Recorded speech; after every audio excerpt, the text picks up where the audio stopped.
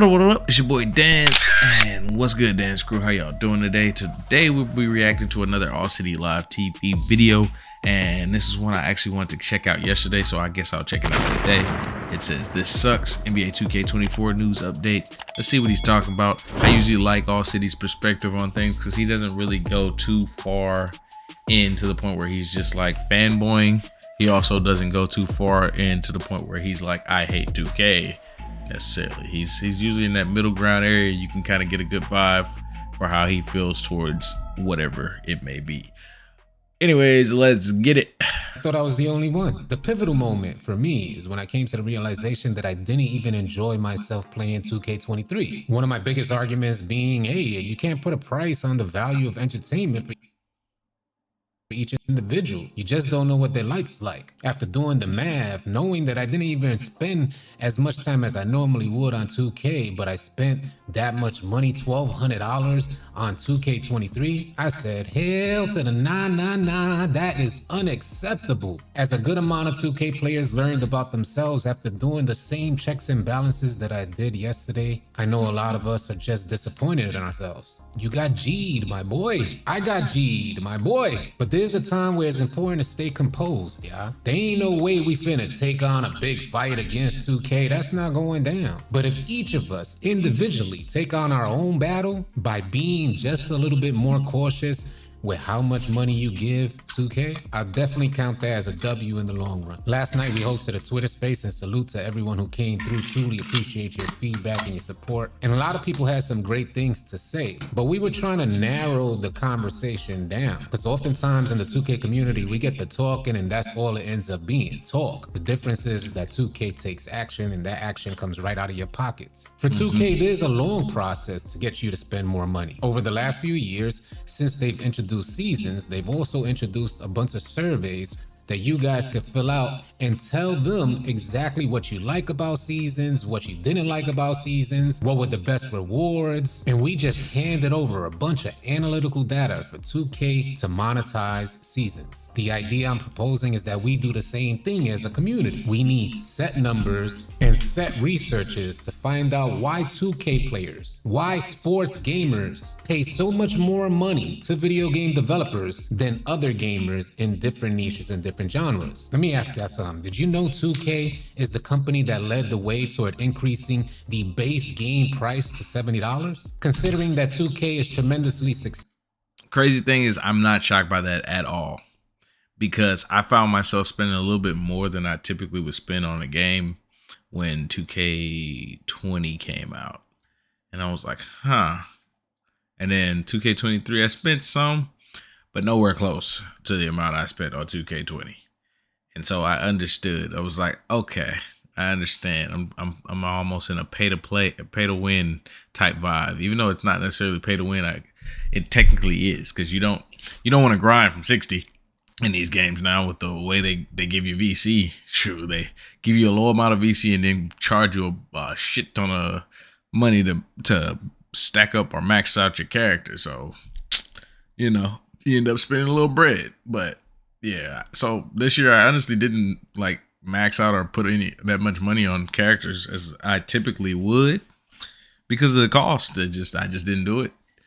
So yeah, no, y'all let me know how many builds y'all made, because I make a lot of builds. I don't always do anything with them though.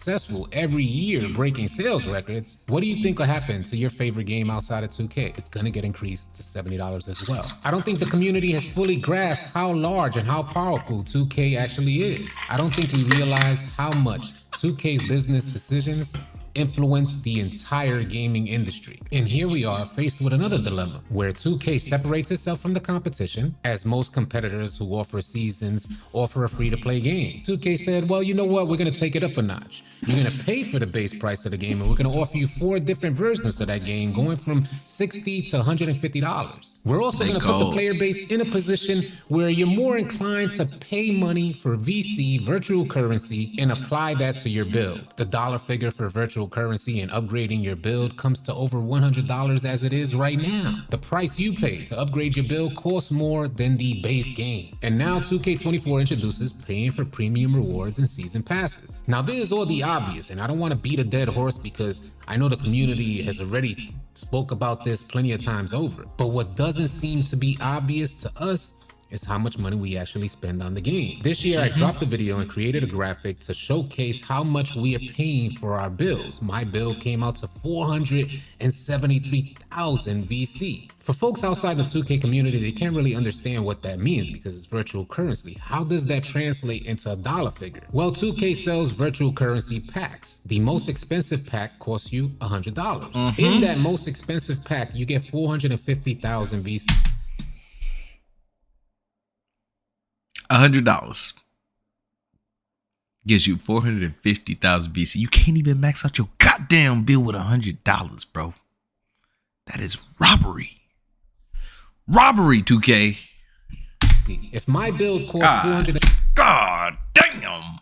73,000 VC to upgrade to its max level, that means that not only would I have to purchase the $100 virtual currency pack, but I will also have to either grind or purchase another pack just to upgrade my build to its max potential. Again, those are obvious facts, but it seems within the 2K community, if the dollar figure is not put right in our face, we kind of just let it pass. It's water under the bridge. The same with the video that I posted yesterday, going through my PlayStation transaction history and finding out I spent $1,200 on a game that I didn't even enjoy. $1,200 on a game that went from absolutely amazing, maybe one of the top 3 2Ks upon its release, to ending the annual cycle, in my opinion, as one of the bottom 3 2Ks ever released. And that helps me segue into the conditioning process that I went through, where I was able to spend $1,200 on a game. And let me assure you guys, I do not practice this in my day-to-day living. I'm extremely frugal with how I spend the dollar. I don't need much to be entertained. After seeing that dollar figure, I said, oh hell nah, this can't be life. That led me to wonder how many other players within the community spend this amount of money. And we ended up finding out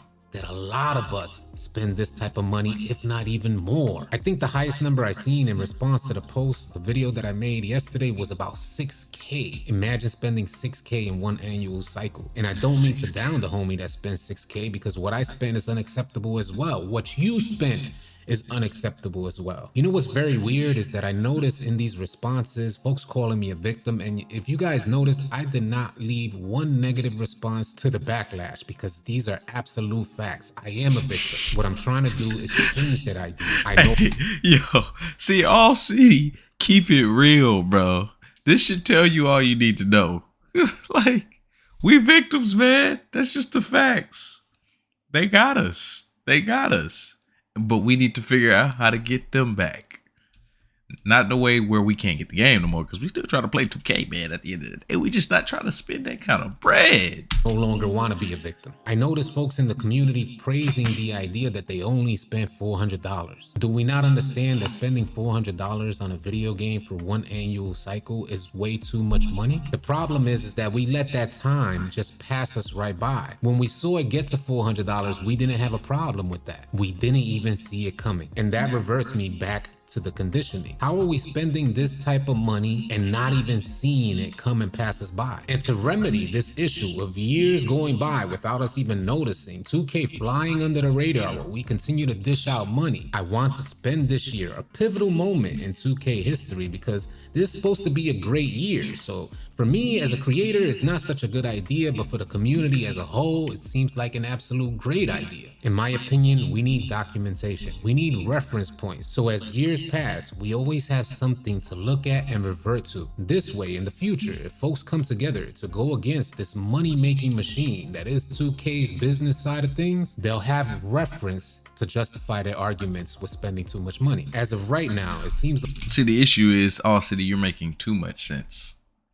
This is a beautiful thing. See, this is like, what do we do? Like, what do we do? Like, because we want to play the game, but we also don't want to spend. Like, is everybody going to go out and grind? No. You got to compete against that person that's ready to drop that 1,000 again, you know? Like, what do we do? It's like we don't have those reference points as a community, so it's hard to make the argument that 2K has been steadily increasing prices. It's hard to make the argument that 2K puts you at a VC deficit every time you get in the game. And although I'm disappointed in myself and I have every intention to at least serve as some slight impact toward change, I still have every intention to have a ton of fun on 2K24. I intend to create new challenges for myself. We were talking yesterday and the homies was saying, hey, you know, everybody's gonna come to try to drop you off. And I'm like, I understand that. You see, because I think it's important that we take on this challenge right now in the 2K world that we live in right now, where most folks are inclined to just pay that money. Most folks are inclined to upgrade their player and immediately go online. And for the player that doesn't spend money on VC, they're somewhat ridiculed. They're frowned upon within the 2K community. I think it's important to document what this feels like for players. This will all help to serve as research tools in the future. I completely understand as a creator, as a player, what I'm getting myself into by attempting a no money spent complete annual cycle playthrough. And when I say no money spent, I mean no money spent. The base game price is all I will be spending for 2K24. And just What? Oh, he's saying it. Hey, the documentation has begun, AllCity. I have this documentation right now. I might try to do it too. I'm not gonna lie. I'm a pretty frugal person myself, so it really bothers me that I've spent as much money as I have in 2K. I don't even know the actual number price. I'm scared to look at it, to be honest with you. We're not gonna do that. But yeah, I like that. days ago, I would have said, that's crazy. Why are you even doing that to yourself? Like, I know a lot of you feel like that as well. That's crazy. Why are you even doing that to yourself? That ain't gonna be fun. Well, my answer to that is, I spent a ton of money for 2K23. And I ain't had fun. What would be the difference? To me, the only difference seems I'll have more money in my pocket. How do you justify your difference? There was a point in time, and it wasn't too long ago, when nobody spent money on boosts, and the person that spent money on the boost was the one that was ridiculed. The person that spent money on boosts was the one that was looked at as a cheater, just trying to take advantage of other players. I know it seems insane to think about, especially since 2K has incorporated the boost system into the game. How could they be cheating? But I'm saying that's how we used to feel, and now the good majority of players go out there, they immediately get boosts. Let me ask you guys something else. What is the rush to get out there? The homie Jay Easy brought this up in yesterday's Twitter space. What is the rush to go out there and lose games? Like Jay-Z mentioned, a lot of these players got like 20 win percentages. I want you guys to understand that I'm not taking on this challenge for the sake of taking on the challenge. By the end of this challenge, I want to know the psychological ramifications behind 2K, the conditioning behind 2K. What does that look like? I want to figure out if there is indeed pay to win mechanics incorporated into the game. I want to get a better understanding of the VC deficit that 2K tries their best to keep you at, so that you're more inclined to purchase VC packs. You see, because since 2K has introduced microtransactions, I've been ready and willing to give 2K my money. And if the business side of 2K hadn't so greatly affected gameplay development, in other words, if the game was consistently great every single year, I would have never come to this point to even consider the idea of not spending any more money outside the base game price. And that's another problem that I see with the 2K franchise. It reminds me. He said he realized what he was doing was insanity. And he's like, let me not repeat the same thing that I've been repeating every year. Let me actually do something that makes sense.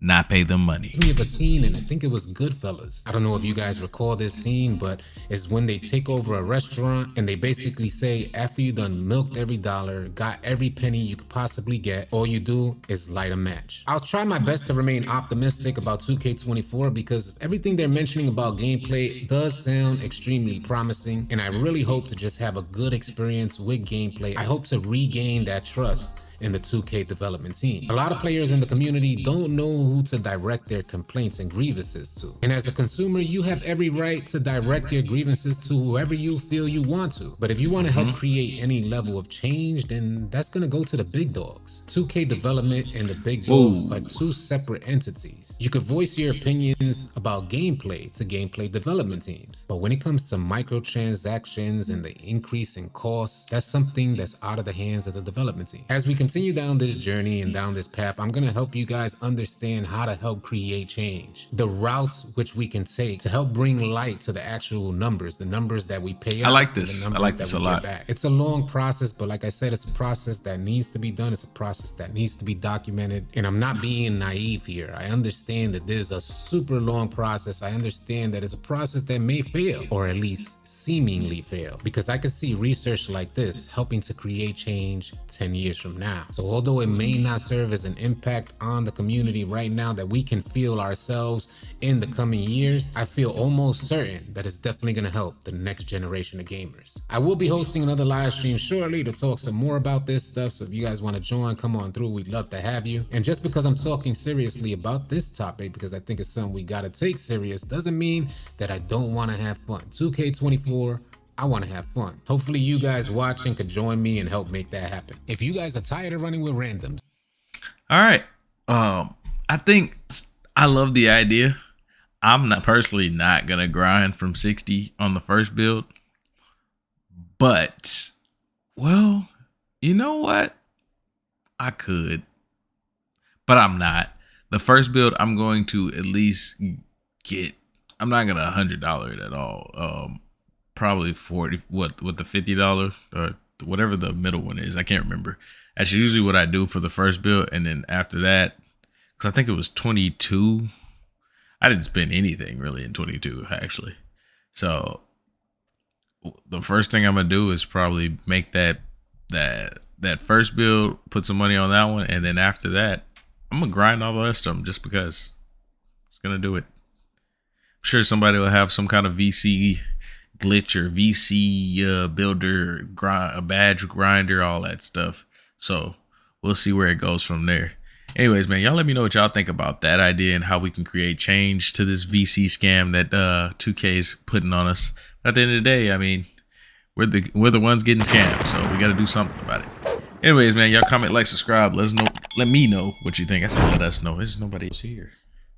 I hope not, but besides my family. But yeah, man, y'all have a good night, have a good day, have a good morning, whatever y'all do. Peace.